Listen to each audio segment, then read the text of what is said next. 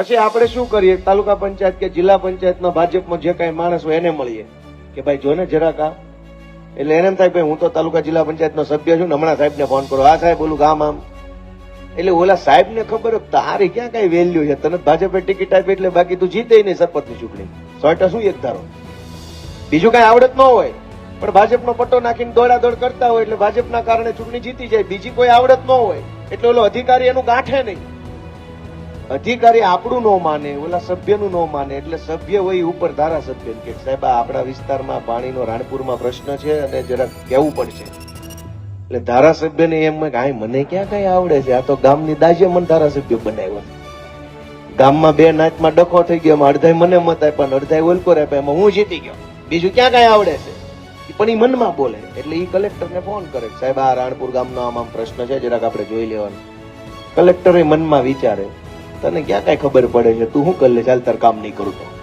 અને તને તારી પાર્ટી ટિકિટ કાપી નાખશે, તું બીજા ધારાસભ્ય નહીં, હું તો તોય કલેક્ટર બીજા જિલ્લામાં છું, એટલે એ કલેક્ટર ધારાસભ્યનું માને નહીં, કેમ કે ધારાસભ્યને બીજું કઈ આવડતું ન હોય, ધારાસભ્ય હોય ગામની દાજે ધારાસભ્ય બની જાય, ગામને કોઈ વાતમાં માનો વાંધો પડી ગયો અને કોઈ વાત મગજમાં ખટકી ગઈ કોઈ પાર્ટીની કોઈ નેતાની, એક તરફી મતદાન થઈ જાય, ગાંડોય ધારાસભ્ય થઈ જાય.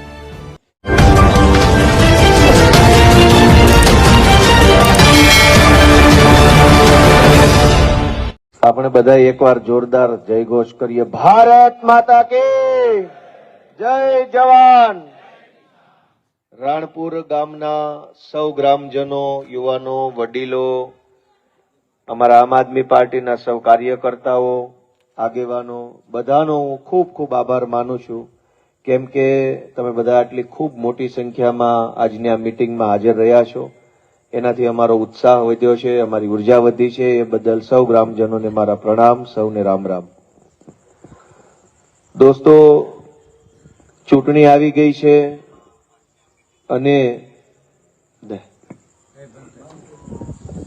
આજે આ વિધિવત પ્રચારનો અમારો બીજો દિવસ છે, કેમ કે પહેલા હું બધા ગામમાં જઈ આવ્યો, વિસાવદર, ભેસાણ અને જુનાગઢ ગ્રામ્ય અને બગસરામના 4-5 ગામ આવે છે, એ બધા જ ગામમાં હું આ છેલ્લા 1.5-2 મહિનામાં બધા ગામમાં જઈને નાની મોટી મીટિંગ કરી આવ્યો, ગામના લોકોને મળી આવ્યો, ગામના પ્રશ્નો સાંભળ્યા, આ વિસ્તારની રજૂઆત સાંભળી, ગામની અંદર શું ચાલે છે, કોણ આગેવાન છે, ભાજપમાં કોણ છે, કોંગ્રેસમાં કોણ છે, આપમાં કોણ છે, મંડળીમાં કોણ છે, ગૌશાળામાં કોણ છે, એની બધી માહિતી મેળવી આવ્યો, અને 1.5 મહિના સુધી દંતાળ હાંક્યો, ઓરવવાનું કામ કર્યું ને પૂરું થયું તે આ ચૂંટણી આવી ગઈ, એટલે એ એક કુદરતનો સંકેત છે કે આ બધું સમયસર થઈ રહ્યું છે, નહીતર આટલી મોટી વિધાનસભા હોય એમાં ધારો કે ચૂંટણી આવે પછી જ હું આવતો તો કેદી પોકતો, ક્યાં પોકતો ને શું ખબર પડતી, ખાલી આમામ આમામ કરવાનું રહેતું, આમામ આમામમાં મત આપવાનું કે છે કે આવજો કે જે કોઈને ખબર ન રહે, પણ ભગવાને મને એ આશીર્વાદ આપ્યા કે હું આખી વિધાનસભામાં એક વખત મેં એક આખો આંટો મારી લીધો, અને ગઈકાલથી ચાલુ કર્યું છે રોજના 10 ગામમાં જવાનું, રાત્રે એક ગામમાં સભા, મોટું ગામ હોય એમાં, બાકી આખો દિવસ 9 બીજા ગામડામાં જાઓ, વરાપ છે એટલે જેટલા લોકો ગામમાં હાજર હોય, આગેવાનો, વડીલો, મહિલાઓ, જે કઈ એ બધાને મળીને વાતચીત કરી અને ટૂંકી મુલાકાત કરીને નીકળું છું. તો આ આખા વિસ્તારની અંદર ફરીને 1.5 મહિના હું તો અહીંયા રહેવા આવી આવ્યો છું.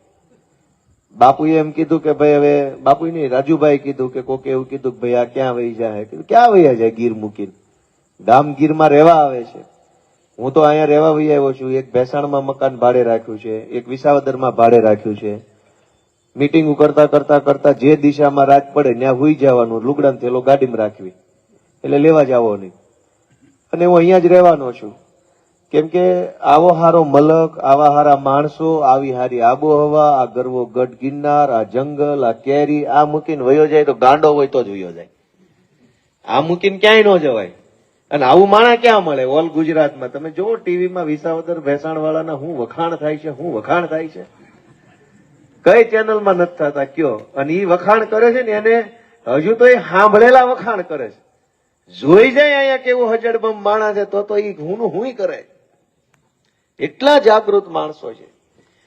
પણ હું આ બધા વિસ્તારમાં ફરીને આવ્યો, અનેક બાબતોથી માહિતી મને મળી, અનેક બાબતોની, કે આ વિસ્તારમાં શું પ્રશ્નો છે, ગામ દીઠ શું પ્રશ્ન છે, સમાજ વાઇઝ શું પ્રશ્નો છે, તાલુકા વાઇઝ શું પ્રશ્ન છે, ભેસાણનો શું પ્રશ્ન છે, વિસાવદરનો શું પ્રશ્ન છે, રોજગાર વાઇઝ માનવ માલધારી હોય, રત્ન કલાકાર હોય, દુકાનદાર હોય, કર્મચારી હોય, નિવૃત્ત કર્મચારી હોય, એના શું પ્રશ્નો છે, આ બધી જ વસ્તુને જાણીને જોઈને મારી વેદનાની ડાયરીમાં લખીને જ્યારે અહીંયા હું રાણપુર ગામમાં ઉભો થઈને બોલું છું તો મને એમ સમજાય છે કે એ ડાયરીમાં લખ્યા ને એ પ્રશ્ન નથી આ વિસ્તારના. હજારો પ્રશ્નો લોકોએ કીધા, પણ મૂળ મુદ્દો એ હજારો પ્રશ્નો નથી. મને એમ લાગે છે કે મૂળ મુદ્દો એમ છે કે હજારો પ્રશ્નો હોવા છતાંય એક હારો માણા નથી જે બોલે અને સરકાર એનું સાંભળવું પડે. આ મેન મુદ્દો છે. નહીતર આટલા બધા પ્રશ્નો હોય અને છતાંય કોઈ બોલે નહીં. એટલે હું તમને એમ વિનંતી કરવા માટે આવ્યો છું કે તમને બધાને એમ લાગે કે આ ગોપાલ ઇટાલિયા બોલી શકે એમ છે અને આ બોલશે તો સરકારે સાંભળવું પડશે, એવું હજરબમ બોલશે, એવો ગળા સુધી ભરોસો હોય ને તો ઝાડુના નિશાન ઉપર મત આપજો બધા. વિધાનસભામાં ભાજપની 160 સીટોની બહુમતી છે. 2022ની ચૂંટણીનું પરિણામ આવ્યું તે દિવસે 156 સીટો ભાજપને મળી હતી, પૂર્ણ બહુમતી કરતા પણ વધારે સીટ. આમ છતાંય ભાજપે જે કાંઈ કરીને સામ દામ દંડ ભેટ કરીને ભૂપતભાઈ ભાયાણીને ભાજપમાં ભેળવી દીધા. શું કામ? કે ભાજપે એક સંદેશ આપવાની કોશિશ કરી કે જો તમે ભાજપને મત નહીં આપો તો અમે તમને અપમાનિત કરશું, અમે તમારી હારે બદલો લઈશું. આવો સંદેશ આપવા માટે ભૂપતભાઈ ભાયાણીને ભાજપમાં ભેળવી દીધા ભાજપે. ગમે તેમ કરીને વિસાવદરની જનતાના જનમતનું અપમાન કરવાનું કામ ભાજપે કર્યું, બદલો લેવાનું કામ ભાજપે કર્યું. એટલેથી ધરાણા નહીં, એટલેથી એનું મન ન વળ્યું, એટલે બીજું કામ એ કર્યું કે 2 વર્ષ સુધી ચૂંટણી ન થવા દીધી. હર્ષદભાઈ પણ ભાજપમાં, ભૂપતભાઈ પણ ભાજપમાં અને કિરીટેય ભાજપમાં, ત્રણેય ભાજપમાં. તોય 2 વર્ષ સુધી આ વિસ્તારમાં ચૂંટણી ન થવા દીધી. આ 2 વર્ષ દરમિયાન અનેક સરકારી કામો ટલ્લે ચડી ગયા. તમારે જુનાગઢ વાળો રોડ છે, હવે તો ચોમાસું ચાલુ થઈ ગયું, હું રોડનું કરશે? 2 બાજુ ખોદેલું છે, સાઈડું ભરાણી નથી. કોક પડશે અને કઈક થઈ જાય, જવાબદાર કોણ? ભાજપ વાળા તો કઈ બોલવાનું નથી. 2 વર્ષ સુધી ચૂંટણી ન થવા દીધી, સરકારી કામ ટલ્લે ચડી ગયા. આ ગયા 2 વર્ષમાં ઇકો ઝોનની બહુ મોટી લડાઈ ચાલી. પ્રવીણભાઈ રામના નેતૃત્વમાં અમે બધા લડ્યા, બાપુ હતા એમાં. કોઈ ધારાસભ્ય નહોતા આ વિસ્તારમાં.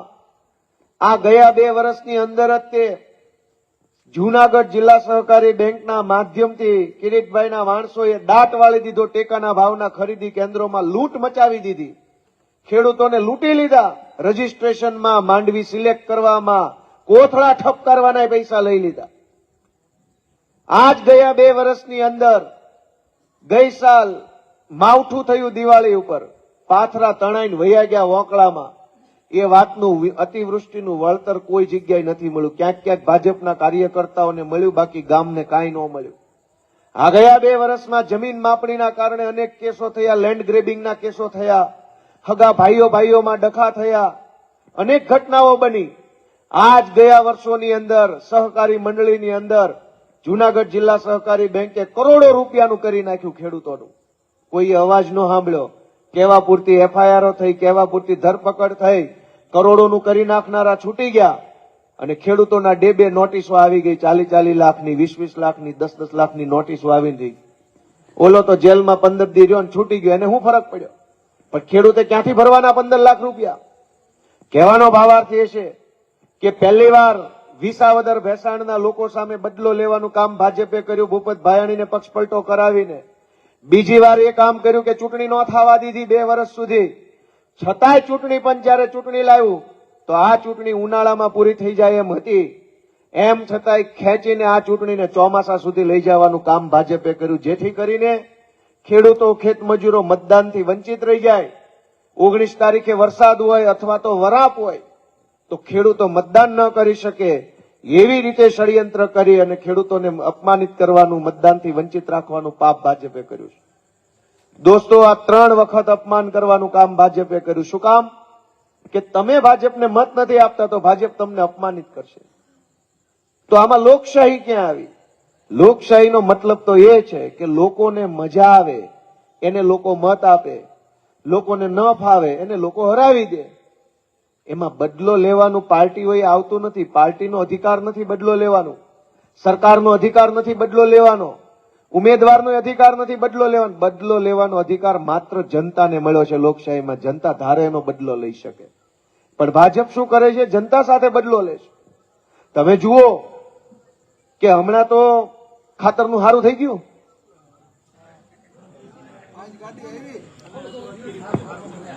હે પ્રમુખ, ખાતરનું કેમ છે?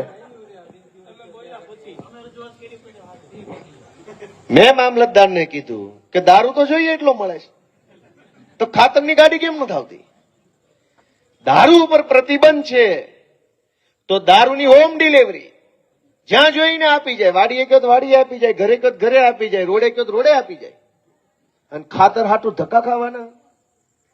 તમે વિચાર કરો, મામલતદારને ખબર નથી પુરવઠા અધિકારી હું છું, કોણ છે. બધું હારામ ભરોસે હાલે છે. મને તો એવાય સમાચાર મળ્યા છે કે આ વખતે જુનાગઢ જિલ્લા સહકારી બેંક દ્વારા ઉપલા પૈસા લઈને નવા જૂની કરી દેવાનું ચાલુ કર્યું છે. વાત સાચી છે? મને ઘણા ગામમાં કોને સમાચાર આપ્યા? કિશોરભાઈ કે હરેશભાઈ? સાચું છે? હે? મોટા ભાગના ગામમાંથી ખેડૂતો એવા સમાચાર આપ્યા કે આ વખતે ઉપલા પૈસા લઈને નવા જૂની કરી દેવાનો હુકમ થઈ ગયો છે. ઘણા ગામમાં એ ચાલુ થઈ ગયું. નકર પહેલા બેંક ઓફ બરોડા એક જ કરી દેતી હતી, બાકી બધે આખા પૈસા ભરાવતા. આ ખાતરનો મુદ્દો ઉઠાવ્યો, ખાતરનું હમું નમું થયું. મંડળીનો મુદ્દો ઉઠાવ્યો તો મંડળીની તે વાંદરવડ ગામમાં ચોકસીની નિમણૂકો થઈ ગઈ છે. જિલ્લા રજિસ્ટ્રાર જે આવે સહકારી મંડળીઓનો જિલ્લા રજિસ્ટ્રાર, એને હુકમ કર્યો છે લગભગ 15 ખેડૂતોના જેને ખોટી નોટિસ આવી છે, જેના નામે રૂપિયા ઉઠાવી લીધા છે, એની તપાસ કરવા ચોકસીની નિમણૂક થઈ અને એનો જિલ્લા રજિસ્ટ્રારે પત્ર પાઠવી દીધો છે વાંદરવડ ગામમાં અનેક ખેડૂતોને. મારો કહેવાનો ભાવાર્થ એ છે કે કોઈ બોલવા વાળું નથી ને એટલે કોઈ કામ કરવા વાળું નથી. નહીતર કામ કેમ ન થાય? હું આખા વિસાવદર, ભેસાણ ને જુનાગઢ ગ્રામ્ય મત વિસ્તારના તમામ ગામડાઓમાં ગયો તો બીજા બધા પ્રશ્નો તો બધા ધ્યાન દોર્યા, નાના મોટા અનેક પ્રકારના, પણ સૌથી પહેલું ધ્યાન તમામ ગામમાં એ વાતનું દોરવામાં આવ્યું કે રોડ નથી, કે આ રોડ નથી, ઓલો રોડ નથી, અહીંયા રાજમાર્ગ હતો, અહીં કેળો થઈ ગયો, અહીંયા આ રોડ નથી.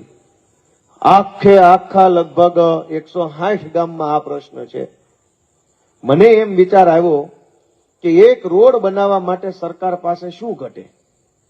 સરકારને રોડ બનાવવા માટે પૈસાની જરૂર પડે, તો પૈસા તો ઘટતા નથી. રોડ બનાવવા માટે માલ મટીરિયલની જરૂર પડે, એ ઘટતું નથી. રોડ બનાવવા માટે મશીનની જરૂર પડે, એ ઘટતું નથી. રોડ બનાવવા માટે થોડાક મજૂરી આવે, એ પ્રકારે માણસોની જરૂર પડે, એ ઘટતું નથી. કશું જ ઘટતું નથી, છતાંય રોડ કેમ નથી બનતો? કેમ કે દાનત ઘટે છે. નેતાઓની, ભાજપની દાનત ઘટે છે ને એટલે કામ નથી થતું. દોસ્તો, દાનત કેમ ઘટે છે? દાનત એટલે ઘટે છે કે ઈ કાંઈ કરે કે ન કરે. વિસાવદર કે ભેસાણ નહીં પણ આખા ગુજરાતમાંથી મત તો એને તોય એટલા ને એટલા મળે છે. એટલે હવે એની દાનત નથી. એને એમ થાય છે કામ નથી કરતા તોય મત મળે છે, તો કામ શું કામ કરવા છે? પણ હું તમને વિનંતી કરવા માટે આવ્યો છું કે હું ઘણું સારું કામ આ વિસ્તારના લોકો માટે કરવા માંગુ છું. તમે બધા ભેગા મળીને મને એક તક આપો, એવી મારી તમારી પાસે માંગણી છે. દોસ્તો, હું 2012માં પોલીસ ખાતામાં રાઇટર હતો. આજથી લગભગ 14 વર્ષ પહેલાની વાત છે. આ ભેસાણના પોલીસ સ્ટેશનમાં જે પીઆઈ 2 વર્ષ હરખી નોકરી કરી લે ને એ શાસનમાં 20 વીઘા જમીન લઈને જાય, બદલી થાય ત્યારે એટલું તો એ કરી નાખે છે. વાત સાચી છે ખોટી છે? હું સાહેબનો રાઇટર હતો પીઆઈ નો 2012માં. મેં 14 વર્ષ સુધી ખટકો રાખ્યો હોત ને તો 7-8 વીઘાનું હું કરી નાખે તમારી પાસે. સાહેબ 20 વીઘાનું કરી નાખે, રાઇટર નો 7-8 વીઘાનું કરી નાખે. મેં કામ નથી કર્યું. મેં પોલીસ ખાતાની નોકરી કરી અને 4 વર્ષમાં છોડી દીધી. 4 જ વર્ષ સુધી નોકરી કરી અને એ નોકરીમાંથી મેં રાજીનામું મૂકી દીધું કે મારે આ ધંધો નથી કરવો લોકોને લૂંટવાનો, કે લોકોના નિહાકા લેવાનું કામ મારે નથી કરવું. મેં બીજી વખત પરીક્ષા આપી, બીજી વખત પરીક્ષા પાસ થયો, સિલેક્ટ થયો, નોકરી મળી, જમીન મહેસૂલ વિભાગમાં મને નોકરી મળી અને અમદાવાદ જિલ્લાના ધંધુકા તાલુકાના પ્રાંત અધિકારીની કચેરીના ક્લાર્ક તરીકે મને નોકરી મળી. હું એમાં 2 વર્ષ રહ્યો. મેં એમાંય રાજીનામું મૂકી દીધું કે મારે રૂપિયા વાળું નથી થવું, મોટો સાહેબ થઈને નથી ફરવું. હું જાહેર જીવનમાં આવ્યો. મેં જાહેર જીવનનું કામ ચાલુ કર્યું, લોકોને ઉપયોગી બનવાનું કામ ચાલુ કર્યું, સાઈડમાં ભણતો ગયો, વકીલ બન્યો, વકીલાત ચાલુ કરી. દોસ્તો, હું તમને એમ કહેવા માંગુ છું કે રૂપિયા વાળું બની જવું હોય તો મને 2012માં હું પોલીસ કોન્સ્ટેબલ હતો, રાઇટર હતો. 2017માં હું જમીન મહેસૂલનો ક્લાર્ક હતો. હાલમાં વકીલ છું. રૂપિયા વાળું બનવું હોય તો ભગવાને મને 3 તક આપી. એ તકનો મેં લાભય નથી લીધો અને ગેરલાભય નથી લીધો. એ 3 તક છોડીને લોકોની સેવા કરવા માટે હું આવ્યો છું. રાજકારણમાં મોટા ભાગે એવું હોય, કામ ધંધો ન હોય, હાવ રખડતા હોય, જોડાઈ જાય પાર્ટીમાં ને 2-5 વર્ષ એમનામ ડીંગો કરે ત્યાં કઈક મેળ પડી જાય. પણ મારું કામ એવું નથી. હું કહી શકું એમ છું છાતી ઠોકીને કે હું આ છોડીને આવેલો માણસ છું. મેં 3 તક છોડી દીધી છે, પણ 4થી તક માગવા માટે હું તમારી પાસે આવ્યો છું. હવે 1 તક તમે લોકો બધા મને આપો. મેં 3 તક છોડી દીધી. મેં ખોટું કામ નથી કર્યું. મેં જો અંધારામાં તે હોના નાકા જેટલું ખોટું કામ કર્યું હોત ને તો આ ભાજપવાળા મને બોલવા ન દે. અત્યારે ભૂકો કરી નાખે, ભૂકો ગમે ત્યાંથી. સહેજે જે વાંકમાં આવી ગયા એને ભાજપે ટકવા નથી દીધા. દોસ્તો, હું તમારી પાસે મોટી આશા લઈને આવ્યો છું કે તમે બધા મને 1 તક આપશો. અને 1.5 વર્ષ પૂરતી ચૂંટણી છે. ભાજપને શું ફરક પડવાનો છે? કાન ખજૂરાના 1 પગ જેવું કામ છે. ભાજપને 1 સીટ આવે કે ભાજપને 1 સીટ ન આવે એનાથી વિધાનસભામાં સરકારને શું ફરક પડે? પણ 1 તક મને મળે, મારી જેવા યુવાનને મળે તો આખું ગુજરાત જોવા માંગે છે કેવું કામ થાય વિધાનસભામાં. એ બધાય જોવા માંગે છે. વળી બધા 2-3 હતા ભાજપના મોટા નેતા એ કે અમારી સરકાર છે, આ ગોપાલ ઇટાલિયા એકલો હશે ત્યાં શું કરશે? કે સરકાર તો અમારી છે, આ એકલો જીતશે તો કામ નહીં થાય. મેં કીધું કે ભાઈ, વિધાનસભામાં 160 ઘેટા બકરાનું ટોળું ધણની જેમ બેઠું છે, હાવ રેઠું ટોળું છે. હું એકલો જીતીશ તો હું તો સુઈ ગોવાળની જેમ ઘેટા બકરાનું ધ્યાન રાખીશ અને હરખા સારીશ. હાવ રેઠા બેઠા છે. 160 ધારાસભ્ય છે, કોઈ કામના નહીં. હું તમને કહી દઉં કે આખા ગુજરાતના ખેડૂતો નવી જમીન માપણીથી પરેશાન છે. આ વાત સાચી છે ખોટી છે? નવી જમીન માપણી આવી છે ને ગામમાં કે નથી આવી? આવી કે નથી આવી? તો ડખે ચડ્યું છે કે નથી ચડ્યું? કોકની જમીન ઘટી ગઈ હશે, કોકની વધી ગઈ હશે, કોકના શેઢા બદલાઈ ગયા હશે, કોકનું માપ બદલાઈ ગયું છે, કોકને હામહામાં કેસ કબાડા થઈ ગયા છે, પ્રાંતના ધકે ચડી ગયા છે. આવું થયું છે કે નથી થયું? પ્રમોલગેશન નથી થયું તો બહુ સારું. લ્યો, રાણપુર ને ભેસાણ 2 બાકી તો બહુ સારું. તો ભાગશાળી કોણ આગેવાન હતું? તમે જતા? વાહ ભાઈ વાહ, સરસ. તો ઈ તો બહુ સારું કહેવાય. લ્યો, હા, કહેવાનો ભાવાર્થ એ છે કે રાણપુર ભાગશાળી છે, પણ આખા ગુજરાતમાં વિસાવદર ભેસાણના અત્યાર સુધીમાં 5 કેસ તો મારી પાસે આવી ગયા લેન્ડ ગ્રેબિંગના. જમીન માપણીની ભૂલના કારણે, હામહામાં જમીન માપણીમાં ભૂલના કારણે લેન્ડ ગ્રેબિંગનો કેસ કરી નાખે એટલે પ્રાંતના ધકે 2 પાર્ટી ચડી જાય. વિધાનસભામાં 160 ધારાસભ્યોનું પીઠબળ છે, પણ એકેય માણસ બોલતો નથી. આ આખા સૌરાષ્ટ્રની અંદર, એમાં ભેસાણ, વિસાવદર, બધા ભેસાણ તો ખાસ, સૌની યોજનાનું પાણી હજુ ક્યાંય પહોંચ્યું નથી. પાણીના નામે કેટલી યોજના બની, સૌની યોજના બની, સુજલામ સુફલામ યોજના બની, કલ્પસર યોજનાનું ગાજર લબડાયું છે કેટલાય વર્ષોથી. પાણીના નામે બોરીબંધ યોજના આવી હતી, નાની સિંચાઈ યોજના, 50 યોજનાઓ પાણી માટે બનાવે, પણ આપણા શેઠે 1 ડોલ પાણી નથી આવતું. 40 વર્ષથી ગુજરાતની આ હાલત છે. કાઠિયાવાડ મૂકીને લોકોએ અમદાવાદ, સુરત વહી જવું પડ્યું. શું કામ? કે ખેતીમાં પાણી નથી. મને અનેક ગામડાના ખેડૂતોએ કીધું કે ભાઈ પાણીનું કંઈક કરો તો બીજી કાંઈ ઉપાધિ નથી, બાકી બધું ભોગવી લેવું. ધક્કા ખાવા પડે તો ઉપાધિ નથી, રોડ ખરાબ હોય તો ઉપાધિ નથી, શેઠે પાણી લઈ આવો. આ ગરવો ગઢ ગિરનારા તમારે પડખે ઉભો છે. અનેક જગ્યાએ હારી ધારું છે. 2 ધારની વચ્ચે ખાલી ડેમ બનાવી દે ને તો આ ગામને આજીવન પાણીની સુવિધા થઈ જાય એમ છે. અનેક ગામના લોકોએ કીધું. કોઈ એન્જિનિયરને પૂછવાની જરૂર નથી. સરકારે કઈ સર્વે કરાવવાની જરૂર નથી. ગામને પૂછે કે કઈ ધાર વચ્ચે બે ડેમ બની જાય પાણી આવે, તો ગામ કહી દે એમ છે કે આ ધાર ને આની વચ્ચે પાળો બાંધી દો એટલે થઈ જાય પાણીની સુવિધા.